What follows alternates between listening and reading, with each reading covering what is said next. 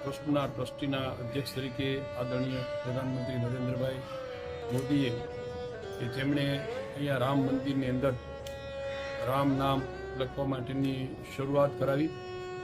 લગભગ 80 દિવસ પહેલાં જેની શરૂઆત થઈ છે અને આજ સુધીમાં લગભગ 3.5 કરોડ જેટલા રામ નામની યાદી લખાયેલી છે.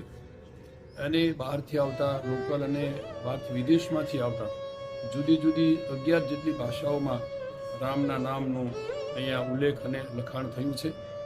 આ એ બતાવે છે કે રામ પ્રત્યેની શ્રદ્ધા અને વિશ્વાસ લોકો પ્રત્યે કેટલી છે.